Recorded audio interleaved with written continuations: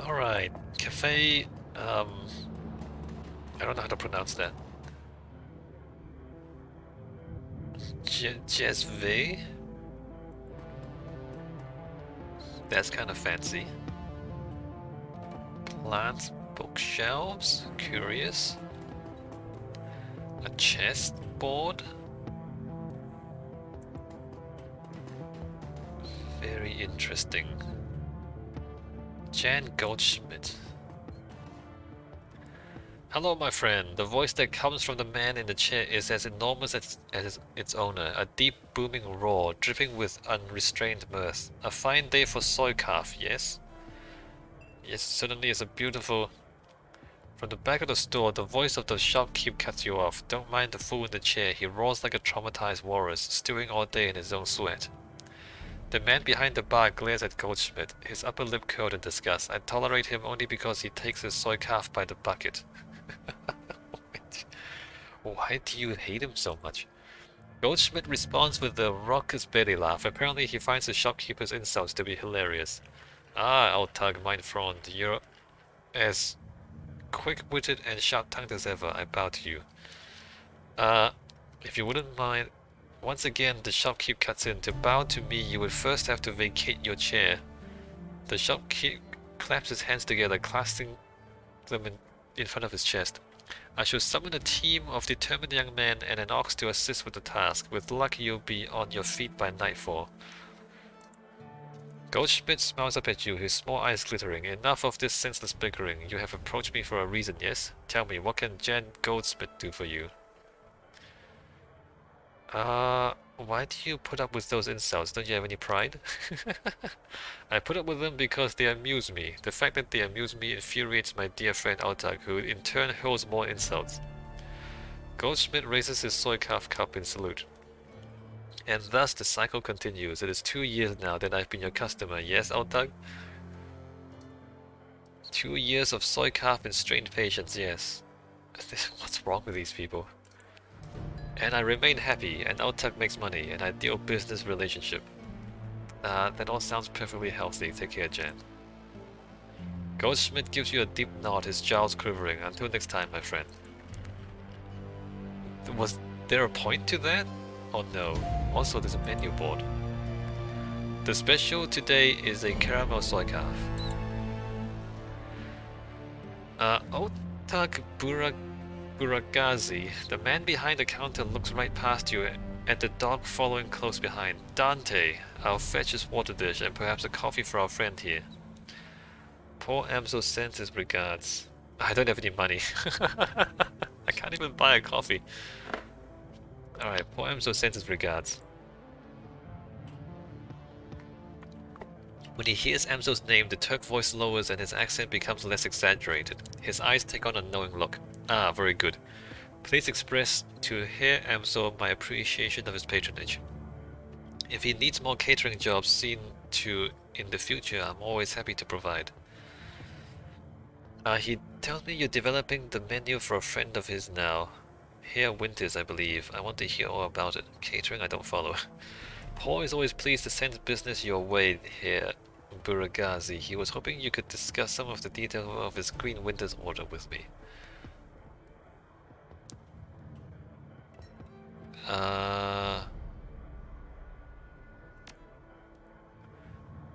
The coffee shop owner offers you a smile. Of course, Herr Amso is too kind.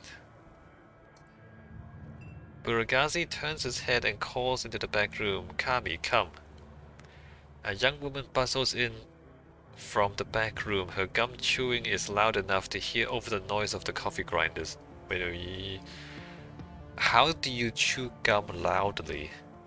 Burakgazi spits something out in rapid-fire Turkish. As you wish, uncle. I will see to it right away. Kami offers you a shy grin, snaps her gum, and hurries back into the room that she came from. How do you chew gum loudly? My girl Kami is arranging to make contact with the chef as we speak. This will likely take some time. My chef is a busy man. While we wait, I wonder if you would be so kind as to run a small errand for me. A trifle, really. I hate to trouble you. I'm embarrassed to even ask, but I would be most appreciative of her help. Of course, Herr Burakgazi. It's no trouble at all. Altug's voice lowers to nearly a whisper. The errand is simple, hardly worthy of you. I have installed a number of data taps to Berlin's fiber optic network as part of my civic duty, you understand. Data taps. These taps provide free matrix access to all who live in the Crowd's Bazaar. Oh, how very anarchist of you. In order to maintain their, how do I say it, their anonymity, each tap's protocol buffer must be reset every few days. I simply wish for you to visit each data tab and reset it. That's it? No catch? There's no catch, I assure you. It's a time-consuming and a bit tedious, nothing more. Okay then. Just reset the tabs and come back when you're finished. There should be 3 of them scattered around the neighborhood. The first one is just outside. Look for a metal box with yellow wire arrows painted on atop it. By the time of your return, I shall have the information here and so requested. Okay.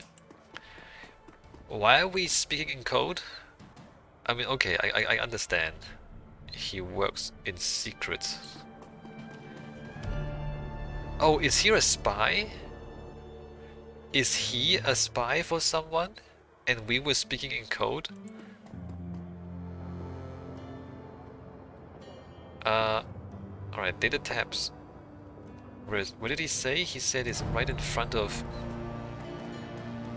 Oh, this thing.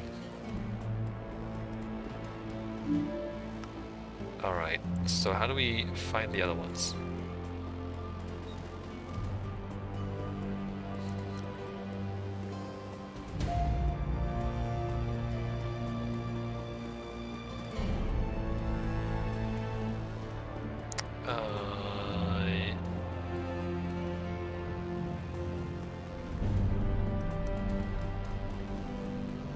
He said there are 3 data tabs.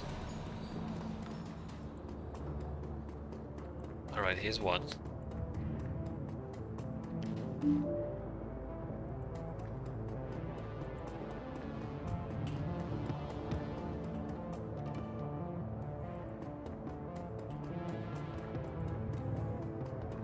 And there's the 3rd one.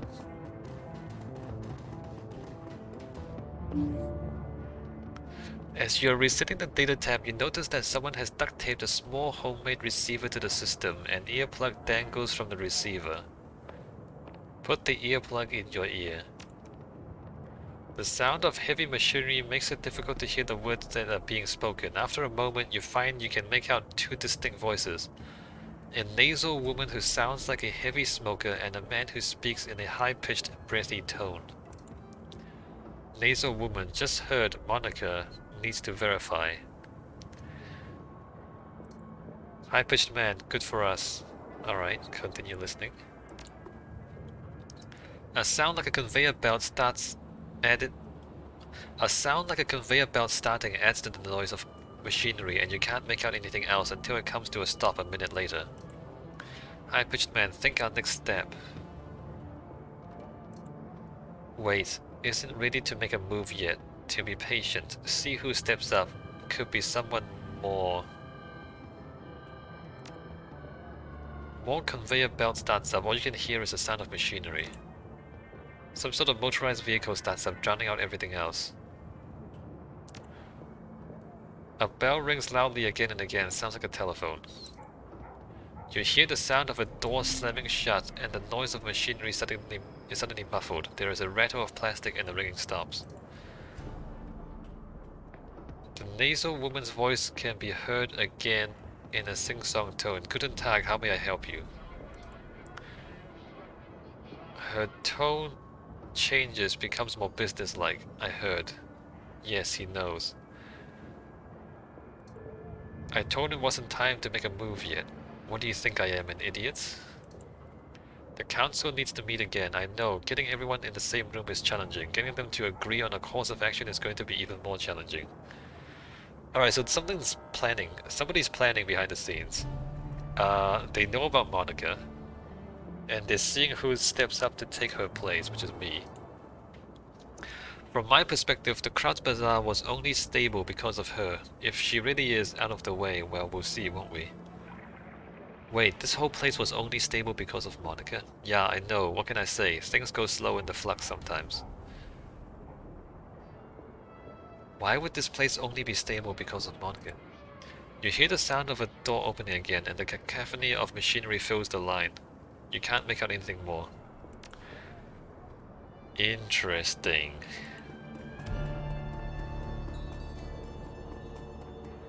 Somebody was tapping into them.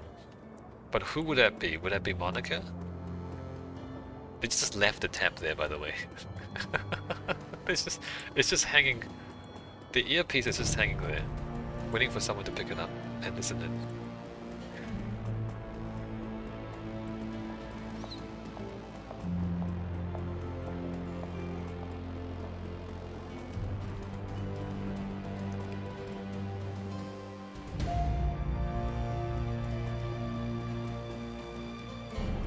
The man behind the counter has the broad smile and open demeanor of a classic Turkish street vendor.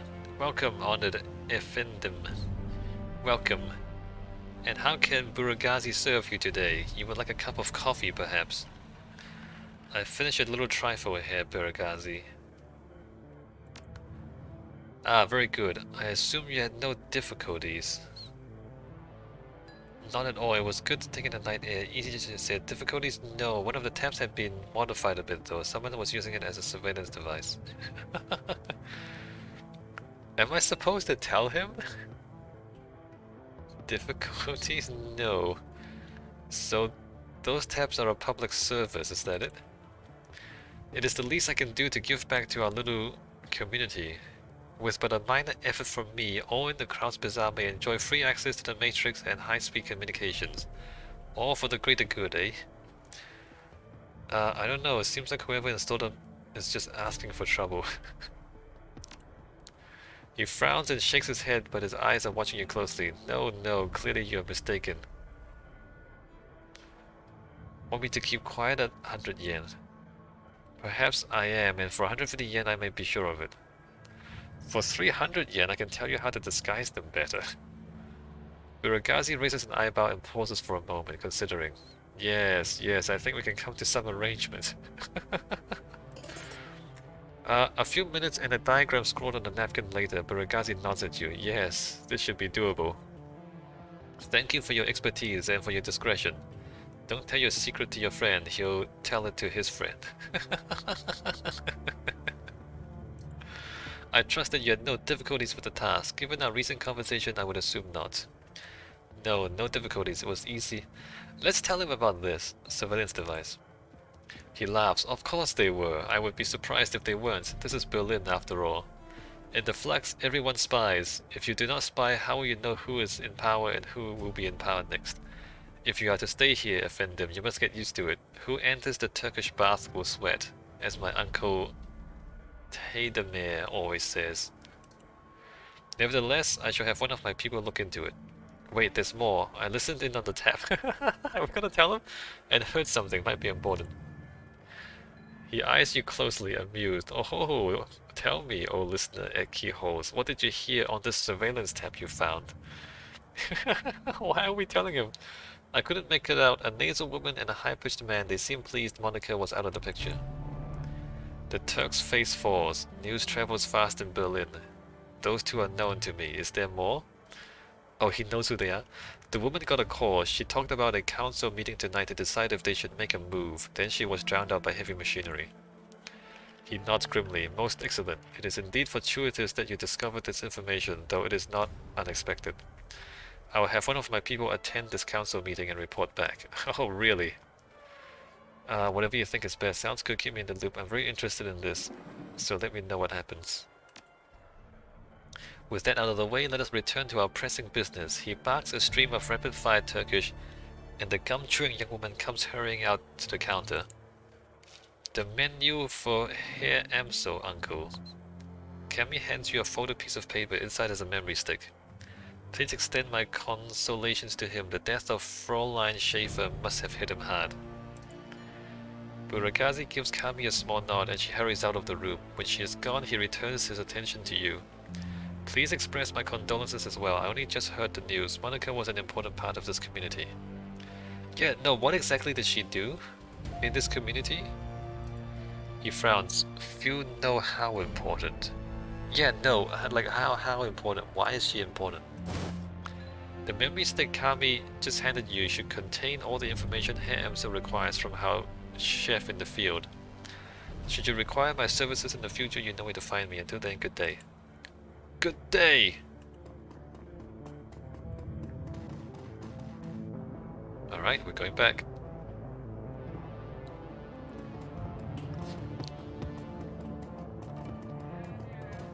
Save. Oh, save the game.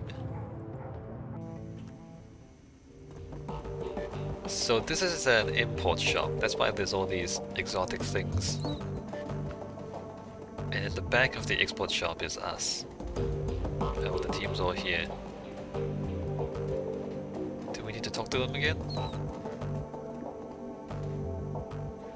I've got nothing more to say to the boss. Let's just get this run taken care of. You can hit me up again later if you want to talk. Okay.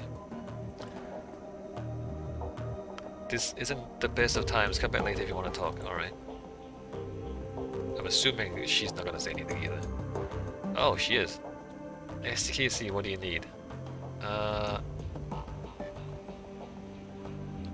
This is the same conversation as before, though.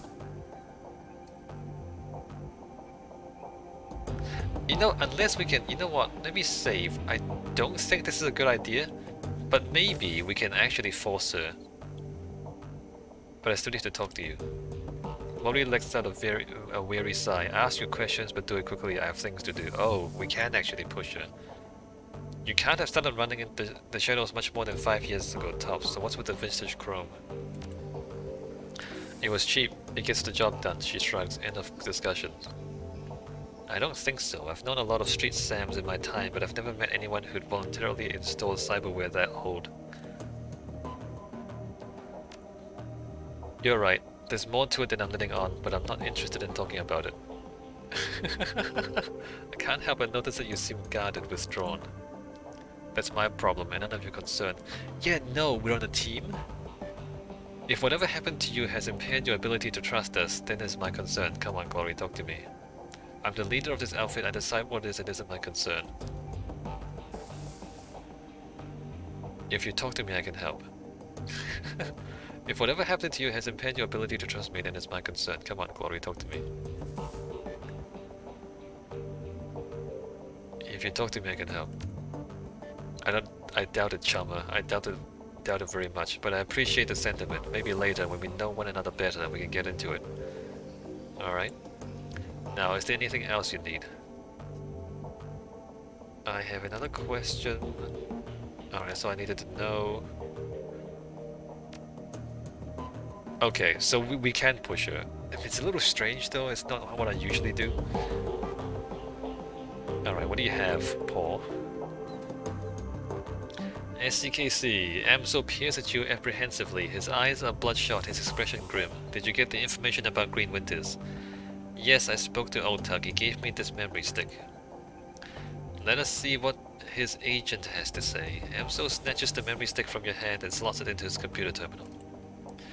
He navigates a series of command line menus and a wall of amber text floods the screen. Amso scans it, mouthing the words as his eyes flit back and forth. Burakgazi's agent tailed Green Winters to a hotel in a cesspool of a kites called Dragonfall. The hotel is called Das Kesselhaus. It's a renovated factory nestled deep in the heart of Dragonfall. Dragonfall is German, so you pronounce the E. Dragonfall. It appears that Winters is holed up there. Recently, there was some contention between two gangs over control of this neighborhood. Due to the gang violence, the agent refused to follow Winters inside of the hotel, but he confirms that he is still inside. Alright. Well, what are we waiting for? Iga slings her rifle over her shoulder with a single spear motion. Gear up, people, we have a hotel to raid. We're not gonna sneak in, we're just gonna shoot them? Lori and Dietrich pause, exchange looks with Paul. Just a moment, Iga. Amso rises from his chair, drawing himself to full height. Even so, he has to crane his neck to look her in the eye. You are an excellent soldier, and nobody questions your competence in the field. Your loyalty to this team is equally commendable. That said, we believe that SCKC is the right choice to lead the team.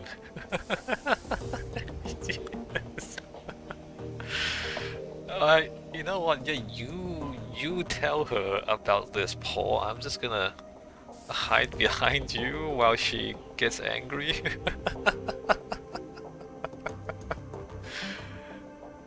That's brave of you, Paul.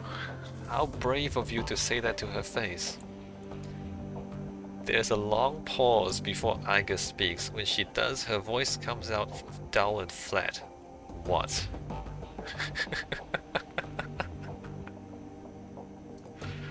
Don't mistake this decision for a reprimand. Monica considered your contributions to the team to be invaluable. But we all know that she wasn't comfortable putting a soldier in charge. Maybe she was wrong. Because she died, right? Her decision making wasn't the best. Iga speaks through clenched teeth. Her words are measured, but her expression is livid. This is unbelievable. You want to put the rookie in charge again.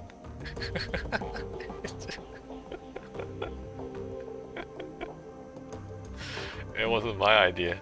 It was not my idea, Iga. You can't punch me for this. I didn't say this. She shakes her head. Don't you people learn from your mistakes? Look, no. I wasn't in charge when Monica died. It's only after she died that I became in charge. That was the deal. SCKC is the reason we're still alive, Iga. He kept us together. He led us out of there in one piece. Did I? Did I? I don't recall doing very much. Making him your golden boy. She sounds tired, resigned, but above all disappointed. Is this more of your flux state idiocy? This is more of your flux state idiocy at work, isn't it? Maybe it is, Iga. I mean, I'm new here, so I don't know about flux state politics. Dietrich reaches out, puts his hands on her shoulder.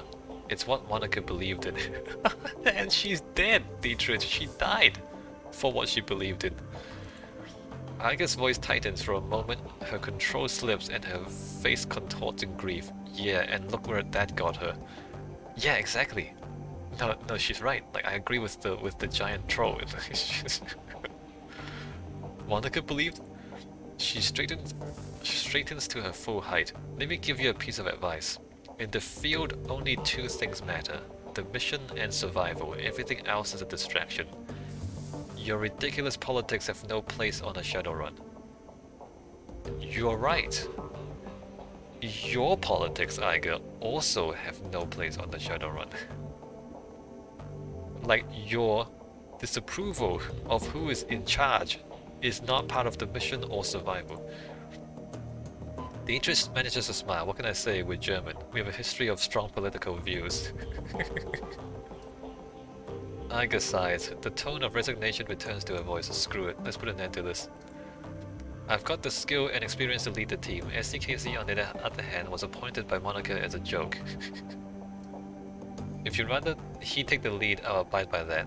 But I want to hear each of you say it.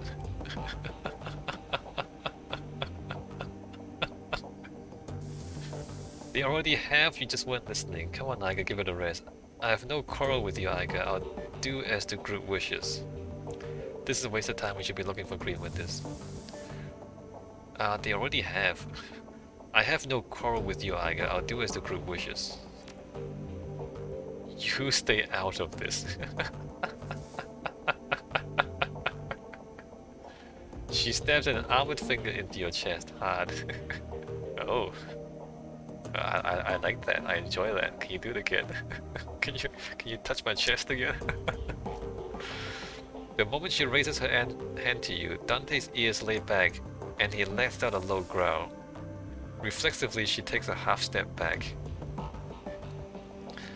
Dante's ears lay back, and he lets out a low growl. Is he gonna go dog on us? I think we've heard what Dante has to say. Okay, Dante is on my side. That's interesting. As for my part, SCKC saved our lives back there. You may not believe it, but he did.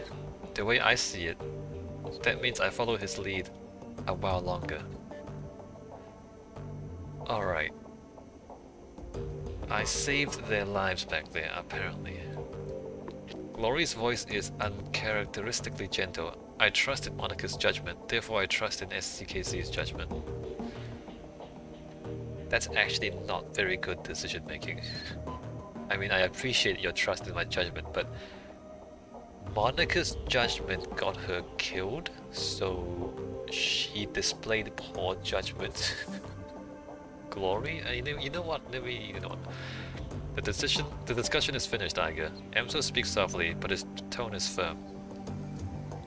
SCKC will take Monica's place as the leader of this team.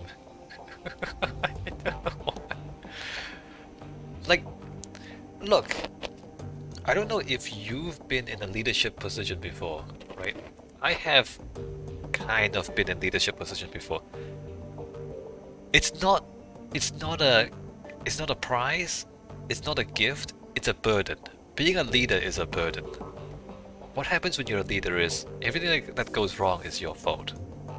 Right? Whenever something goes wrong, everyone asks you for the answer. And if you don't have good answers, then the whole team is screwed. Like, being a leader is not a gift, right? It's not a prize. It's a burden. It's a whole lot of hard work to be a decent leader. And yeah, it's not a fun time. It's actually kind of stressful to try to be a good leader. Of course, if you want to be a bad leader, you just want to be a crappy leader, you can do that. It's not too hard. Yeah, like fighting over leadership seems very silly to me. Unless the person you're fighting against, you really think they're gonna screw it up and you need to stop them from screwing up. Like, if you're just fighting for leadership because you want to be the boss, that's really childish and immature. Because if you've ever been a boss before, you know that being a boss is not fun times. It's a lot of hard work. And you're just taking on hard work for no reason. Anyway, back to this. Monica's death deserves vengeance. I intend to see it done. We're in over our heads, but whatever we stumble into tonight, I'll see us through it. I'll do whatever it takes to keep this team and Monica's legacy alive. That includes taking your advice, Iger. Running the shadows is simple. Work, survive, get paid. I plan to keep us alive long enough to find a payday at the end of the tunnel. Great. Hey Iger, can you grab me a soy cap?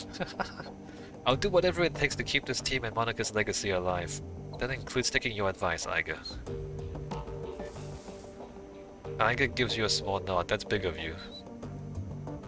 Whatever gets the job done, Iger. I mean, she's quite competent, because back in the last mission, she was outside and she took down multiple enemies by herself.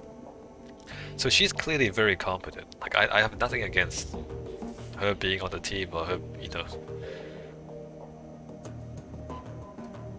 She looks from Dietrich to Glory to Amso, finally down at Dante, and she sighs. I don't agree with this decision, but I will respect it. Alright. Good enough. I mean, look, I'm here to get the job done. She nods again, more decisively this time. SCKC takes the lead, then. Conversation closed. It's time to move on. We need to focus on chasing down Green Winters. Indeed, I have transferred the information that we received from Altug to the computer terminal in the next room. It used to be Monica's personal workstation, SCKC. Now it is yours.